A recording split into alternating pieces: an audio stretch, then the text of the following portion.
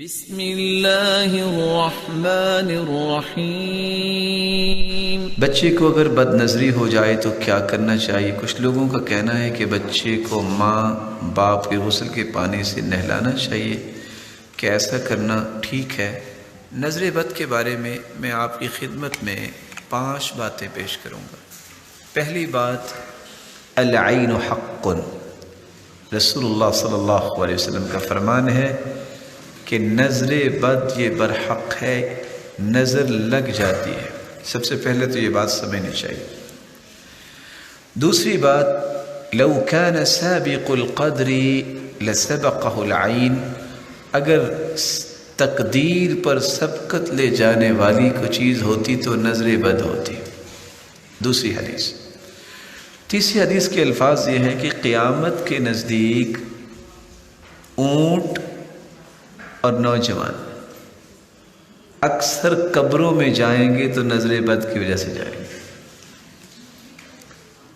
چوتھی بات، ضروری نہیں کہ نظر لگانے والے دوسرے ہو سکتے ہیں، اپنی بھی انسان کی نظر بچوں کو لگ سکتی ہے۔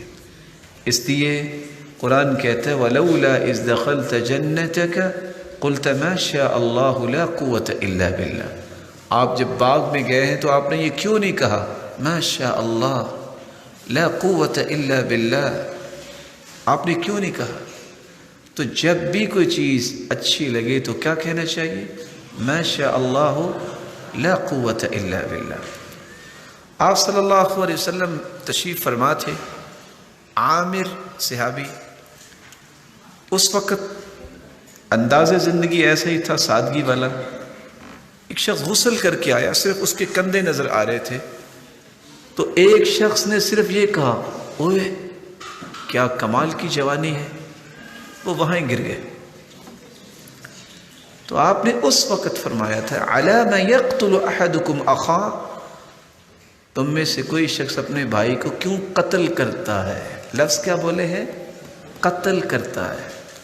تم نے یہ کیوں نہیں کہا ما شاء اللہ لا قوت الا باللہ؟ تو نظر بد جو ہے والدین کی بھی لگ سکتی ہے، نظر بد کسی اور کی بھی لگ سکتی ہے۔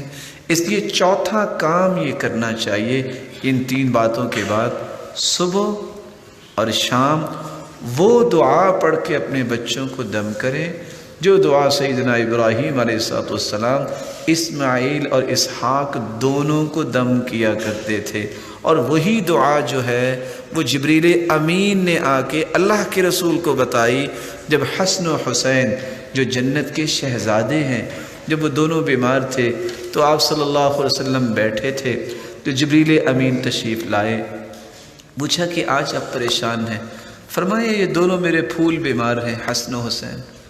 تو جبریل امین نے فرمایا کہ آپ یہ دعا پڑھ کے ان کو دم کیجئے، اور دعا کے الفاظ کیا ہے؟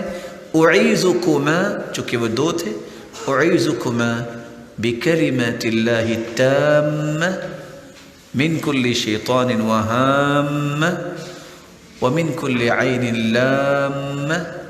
یہ 3 کلمات پڑھے اللہ کے رسول صلی اللہ علیہ وسلم نے، اور سیدنا حسن اور سیدنا حسین رضی اللہ عنہما کو دم کیا۔ فقام یلعبان، وہ دونوں جو بیمار تھے اٹھے اور کھیلنے لگ گئے۔